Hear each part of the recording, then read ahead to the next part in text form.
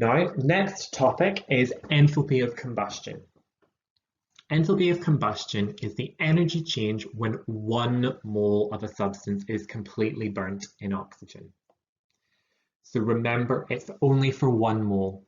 You might be asked to identify from a series of reactions the one that represents enthalpy of combustion. The first thing you need to look at is how many moles of the substance is being burnt. If it is not 1, then it is not an enthalpy of combustion. The second thing you need to look out is what are the products. And if it's a hydrocarbon, when it is completely burnt in oxygen, the only products you can have are carbon dioxide and water. If you have any other products, if you have carbon, carbon monoxide, or hydrogen as a product, it is not complete combustion. Now, the enthalpy of combustion, as we said, that's the definition.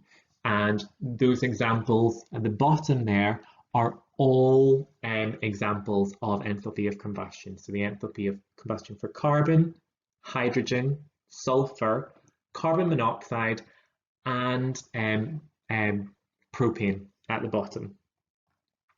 Now for higher, you would be expected to be able to balance those equations. So that's one thing you could be asked to do, is be given the starting material and told that it's combustion and have to create a balanced equation. The key to that is remembering that if it is a hydrocarbon, the only products are carbon dioxide and water, and you can add as much oxygen. And you are allowed to use half numbers for the oxygen if you've got an odd number of oxygen on the right-hand side. Now, the experiment for determining the enthalpy of combustion is one that you may have seen last year, where you have a container in which you're burning a fuel and you're using the heat from that combustion to heat up water. Now, this experiment has some key features that need to be avoided or need to be done in order for this experiment to be fair. So the first thing is that the can that you are holding your water in that's going to change temperature, it needs to be made of a conductive material. So essentially it needs to be made of metal. It can't be plastic, it can't be glass. It needs to be metal, and the best metal for conducting is copper. The second thing is the thermometer must not touch the can. The thermometer must be suspended in the water, so you would use a clamp to hold it in place. But as long as that thermometer is not touching the sides of the can, it is making an accurate recording of the temperature of the water. The third thing is that you must use a draft shield. So that's a barrier or a container that goes around the whole experiment, and that stops wind or drafts from being able to blow the flame away from the can, because that would stop the heat actually going all the way into the can, and it would direct the heat to the environment. And finally, you need the flame to just touch the can. You don't want it too close. You want the can touching the top of the flame. If it's too close, you won't get full combustion because there won't be a proper air supply to the fuel. If it's too far away, then some heat will go to the environment before it's able to make it to the can. So you want that flame just resting so that the top of the flame touches the can. But the three important ones are can made of metal, thermometer not touching the can, so it's held in place using a clamp, and a draft shield. Often you might get asked questions about how an experiment could be improved, and it could be missing the draft shield, so you say add the draft shield. The thermometer might be touching the can, so remember, do that, to make sure that the thermometer isn't touching the can, and the can might be made of a material that is not a conductor. So you need to change that. Now at National 5, you would have used data in order to work out the energy change from that experiment. And you would have done AH equals Cm delta T. Now you're still given that equation in the data booklet at the front, and in this case C is no longer at the front of the data booklet, it's now at the final page of the data booklet. Now AH represented the energy change, and the units of this are kilojoules. C is the specific heat capacity of water, and it's 4.18, and it's found at the back of the data booklet on the table right in the middle, which under properties of water. M is the mass of water in kilograms. Now this is really important because at higher, you will be told a mass of chemical that's used in the experiment, but you need to remember that the M in this equation is not the mass of chemical, it's the mass of water in the can. And the mass of water always has to be given in kilograms. And at higher, you'll probably be given a volume rather than a mass. And to turn volumes of water into mass, 1 centimetre cubed is 1 gram, or 1 litre is 1 kilogram.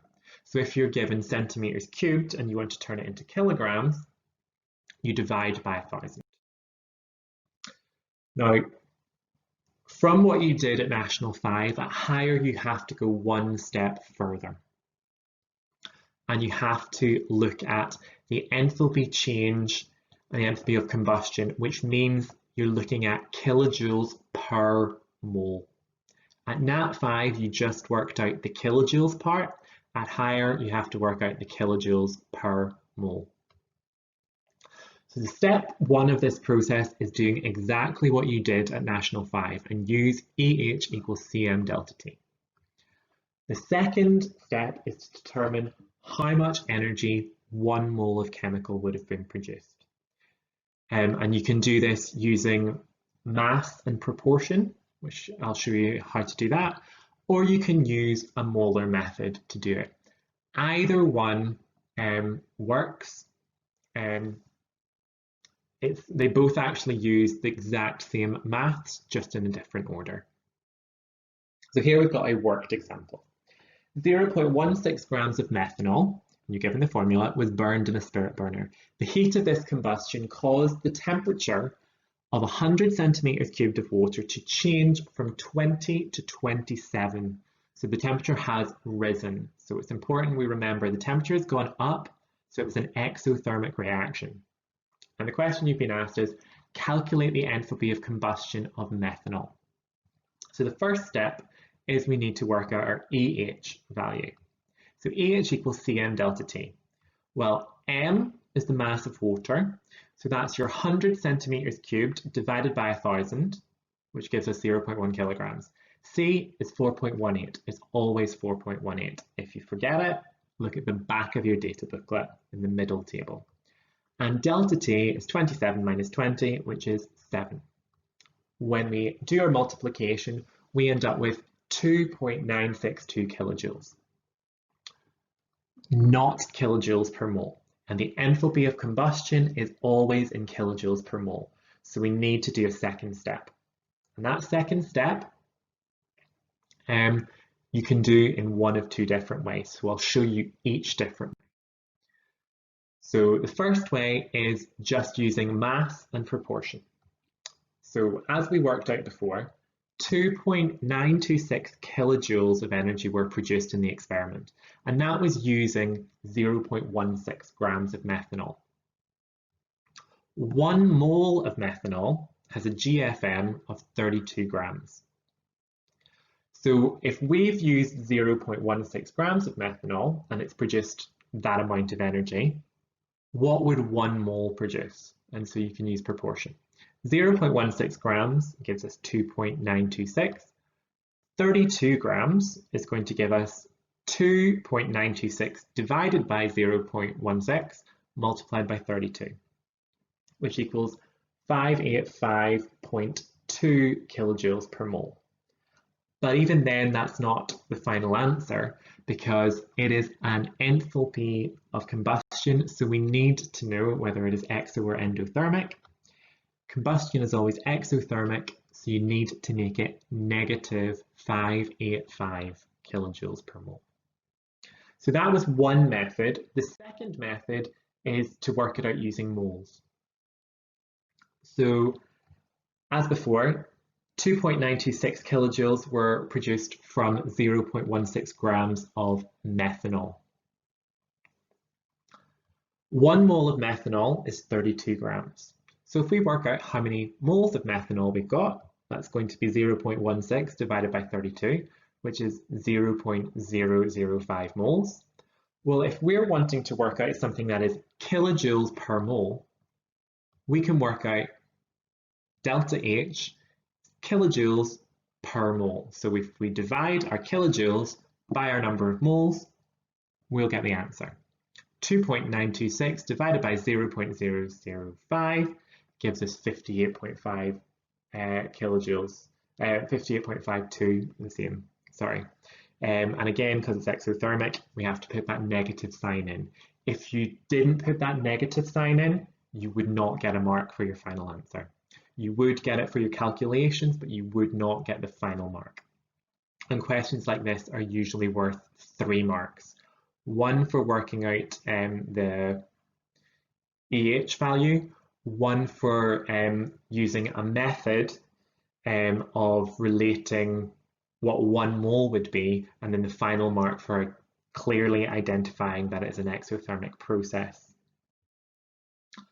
Now, sometimes what you end up are questions where they tell you the amount of energy and they tell you how much chemical was used. And sometimes people panic because you can't calculate EH, but that's because it's already been given to you. And so if you are given a value in kilojoules, all you're doing is that second step to work out what it would be per 1 mole. So 1 gram of ethanol with a formula mass of 46 grams is burned and 30 kilojoules of energy is released. Calculate the enthalpy of combustion for ethanol. So 1 gram is 30 kilojoules. 46 grams is going to be 30 divided by 1 multiplied by 46, which is 1,380 kilojoules. But again, that is not the final answer. You have to remember that combustion is exothermic and make sure that you put it as minus 1,380 kilojoules per mole.